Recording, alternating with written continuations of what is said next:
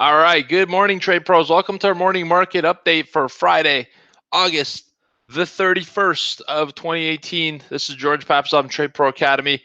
Today is the last day of the week and also the first day of the long weekend coming up. Driving into the office today, I really noticed that there were very few cars on the road. There was less traffic, and I can't help but feel like that's going to translate into the market as well. We're coming up to the Labor Day weekend. Remember, Monday, equity markets are closed, stocks are closed, and futures are open until 1 p.m. Eastern time, at which point they close until they reopen again at 6 p.m. that same day. So futures are only going to be closed for a 5-hour window on Monday. However, volatility is going to be narrow, volume is going to be extremely thin, and it's highly suggested that you do not trade that. Trust me, if there was opportunity, I would tell you and I would trade it too, but I will not be. I won't even be looking at the market on Monday. Well, I lied. I might have a peek. All right, so markets are closed as of this Friday, which means the last day of the month, last day before weekend, and I think there's going to be a little bit of money repositioning today. I think the sentiment over the last 24 hours has changed with a lot of what we're going to talk about today, and there's a little bit more downside that's opening up here. We just made it through the overnight low at 95.5 and the previous U.S. session low at 95.5 on the S&P 500. So we just punched a new low on 140,000 contracts volume. And I think we're going to try to explore some downside today. So look for weakness in equities early on at the start of the session. So early in the U.S. after the bell, look to sell rallies. I think gold's going to go higher, and the U.S. dollar will also start to rally here at this price. So let's get into today's morning market update. First and foremost, I want to tell you some exciting news before we start talking about the market. I got a flight to Chicago today. Chicago, as they say it in Chicago. Nobody in Chicago probably says it like that, but I'm saying like that. And I'm going to go meet with Market Delta's team and predominantly Anthony Drager, who's kind of the educator there and a past floor trader. Really excited to meet up with them. We're going to work on a project together, and I'm going to interview him while I'm out there. Why not? So look forward to that. I might sporadically be popping onto YouTube Live as I go in front of the trading floor in Chicago and see if I can bring you guys in there, or at least show it to you and have some words for you. So I'm going to be going live throughout the weekend at spontaneous times on YouTube. So if you're bored, or if you want to see some stuff around Chicago, check it out. That's going to be this weekend. All right, one other thing I want to tell you before you begin is we had a price increase scheduled for Sunday, and I'm going to tell you the truth about this. It was a little bit of an optimistic goal. We're not ready to launch the new site yet. We were very close, but we won't be finished, and I don't want to sacrifice quality for the sake of pushing it out earlier. So we're extending that price increase until next Sunday at midnight. So you have a chance, an extra week to get in, check out our packages, see if it's right for you, and be able to lock that price or grandfather it in for the rest of your life before the price increase. So that's the good news for you, is that you have a little bit extra time. I promise you this is not a thing where it's like, oh, sign up now, and then next week it'll say sign up now, and then you come back 6 years from now and say sign up now before prices go up next week. They are going up next week instead of this Sunday. We did push it forward for some better development opportunities. All right, so I appreciate you guys' patience, but it converts to an opportunity for you. Back to the markets. Dollar Tree down 15%. Based on some earnings that came out last night, not good. Lululemon up 10.8%. TD Bank down 1 percentage point. And what was the other one? American Outdoor Brands up 28% on solid earnings. Ticker symbol AOBC. So mixed earnings here going into this morning session. All equity markets red across the board. In Asia, Japan's down 0.1%. Hong Kong's down a whole percentage point. China's down 0.5%. And India's down 0.1%. In Europe at midday, London's down 0.5%. Paris down 1.1%. The CAC 40 or the CAC 40. Frankfurt down 0.8%. All right, futures in the United States, a little bit less in the red, but still in the red. Dow is trending negative 0.2, S&P negative 0.2, NASDAQ negative 0.1%. So we're looking for a sell-off here early on in the session. Crude oil, after puncturing above 67, or rather $70 a barrel yesterday, is now down into the 69 range again. 69.75 is what I'm seeing. Now actually off of that low as well, up to the 93s, hovering below that 70. The 70 level was always key resistance, and so you would expect crude to take a little bit of a dip here. It's still fundamentally bullish, But now that we've got that 70, I can't help but imagine a lot of traders are going to start taking some profit. What are you doing as a long trader taking profit? You're selling, all right? So there's going to be some selling in the crude oil market today. If we could absorb that selling, then we're going to go higher. If we can't, then I could see crude selling off in today's session. And the only way to know that is to trade with us in the room and analyze order flow in real time. When you're trading, it's very important to know this. Your job as a trader is not to predict the future or to use the past as any kind of tool. Your job is to analyze the real time in the here, in the now.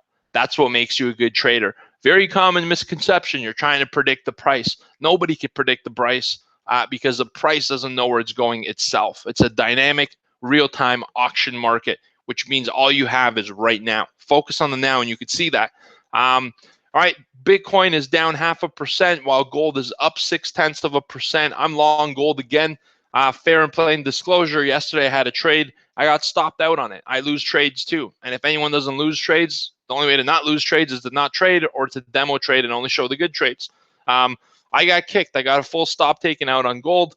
I did find a better level to be long. I was a little bit anxious on the first one, and it led to a stop. All right, so I'm back in the gold trade, but I'm going to be watching it very close, and I probably will not hold it over the weekend if it doesn't start to get a little bit of a rally going at least. We need some momentum. All right, on the news calendar, 9:45, you got Chicago PMI, 10 a.m. consumer sentiment, 1 p.m. Baker Hughes rig count. Oil traders, you're going to have an opportunity this afternoon at 1 p.m. I will say this, at 1 p.m. in today's session, you probably shouldn't be looking at the market. Go start the weekend. Everybody else is. All right, don't press this thing. Don't try to get an opportunity that you think you deserve in the marketplace. Get out there and get the opportunity that it's giving you. That's all we could do as traders. Problems happen when you try to extract too much from too little. All right, you can't create volume. All you can do is sit there, look what you got, and if there's a good opportunity, take it. If there are no opportunities, don't exert or overstretch yourself. You're going to pull a muscle, and that means losing money in your account, if you're following with the metaphor. All right, today, Donald Trump set a deadline for Canada to join NAFTA, which NAFTA's partnership accounts for $1 trillion of total goods exchanged in annual trade. The U.S. reached an agreement with Mexico in 2 days on Monday. The current package that they're renegotiating is set to help American jobs and American production, and that's not a secret. That's what Donald Trump wanted, and this renegotiation has helped them achieve that with Mexico. Now Canada's got to get in line and agree with it, come to terms, or miss the deadline this Friday. I don't think it's a big deal if they miss the deadline. I think they continue negotiating. All right. There's always Donald Trump. If he's one thing of his administration, he's always open for negotiation and a good deal. All right. What else? The current pact is likely to strengthen North America manufacturing base. We talked about that. There's a lot of NAFTA deals, or the deals are hinging around intellectual property rights, environmental standards, and the U.S. and the American worker will benefit from this. So look for NAFTA for some kind of announcement out of Canada. If it doesn't happen, the loonie, the Canadian dollar, could drop. Currency pair USD CAD. The U.S. will go up, the Canadian will drop, so that's a trade opportunity on a missed announcement that could come out today. All right, Donald Trump kind of said no thank you to the European Union, and as he should. I don't disagree with the guy on this. Basically, Europe said, hey, we'll eliminate car tariffs if you eliminate car tariffs on our cars. And he said, not good enough, Europe. Consumer habits are to buy their cars, not to buy our cars. That's what Donald Trump tweeted. Actually, he didn't tweet it. He said that in an interview with Bloomberg, and that's kind of giving it some jitters. He said that the EU is almost as bad as China, just smaller, and also said that he supports tariffs on $200 billion in additional Chinese goods as early as next week. So basically, out of thin air, everything was going great. Markets are trading on highs, and Donald Trump reasserts his trade war commentary. And that's what's pushing equities lower this morning. That's kind of how we're waking up on a downswing. And that hasn't happened all week. All week, we've been privileged to wake up new highs, buy the dip, and it's literally effortless trading. The last week has been effortless to find the trade, but I'll tell you guys this, and true traders know this, the hardest market to trade is not a down market. I love a down market because I can make money easily. The hardest market for active traders who do this professionally are thin volume, slow rallies, because it's hard to get in, right? As a trader, I'm trained not to buy highs. And when it's ripping on all-time highs like that, on low volume with very shallow rotations or pullbacks, whatever you call them, it's hard to get in, and you have to go out there and buy the high, all right? And it feels riskier than what it is that you're doing. That's why I struggle a little bit with those market trends. And I told the group, August is always my worst month. This year, I'm finishing out August positive, as I have many other years, but not nearly as much as I had before. And I know traders that take all of August off. All right, so for a trader, the summer market conditions are not as favorable. And I'm going to warn you guys this. If you're just starting out trading and August has been your first month and you've kind of found something that worked and you're like, yay, I figured out trading, get ready for that to not work in about 72 hours. All right, in September, volatility comes out and the bad habits of August are unforgivable in September. If you've been buying stuff and it's dropped and you bought more, all right, and it drops and you buy more because it comes back in the range, you're going to get away with that in August. All right, you're going to make money doing that silly stuff. You do that in September, you're going to absolutely get blown apart because it's not how you trade. All right, averaging in and doing all these positions on day trade basis, not a good idea in September. So what I'm saying is review your results this weekend and ask yourself, is there an opportunity for me to clean up my strategy and my approach? Because the big boys and girls and ladies are coming back on Tuesday. Institutional traders, all right, active day traders at their prop firms. Right now, the coffee boys have been trading their terminals because they're away, they're gone, they're taking vacation. When they come back, what will happen? All right, I want you guys to think like that and prepare for the volatility coming up. Last but not least, Argentine peso has overtaken Turkey's lira as a 2018 return year to date, and it's a race to the bottom. All right, officially, the lira is down 15 basis points. Actually, no, the Argentine peso, sorry, is down 15. It's down. All right, let me recycle that and say it differently. The Argentine peso is down again, all right? And that is after they hiked interest rates yesterday by 15%. If you buy pesos in Argentina, you're getting paid 60% interest rate. But if it drops another 40%, then you're not, right? So that's why they're trying to increase the interest rate paid on their currency to attract foreign investment. And it ain't working. It continues to sell off. It's down 51.7%. It passes the Turkish lira, down 42.9% year to date. And India and South Africa is experiencing troubles as well. So emerging markets are getting hit. All right, trade wars are coming up. We've run a huge rally the last couple of days, in fact, weeks. It's coming up to a long weekend, and institutional traders are probably going to start taking some profit. They don't want to hold these positions a long weekend. All right, it's the end of the month. Mutual funds are probably going to rebalance if there's some opportunity. So you got a lot of things starting to weigh down on the bull.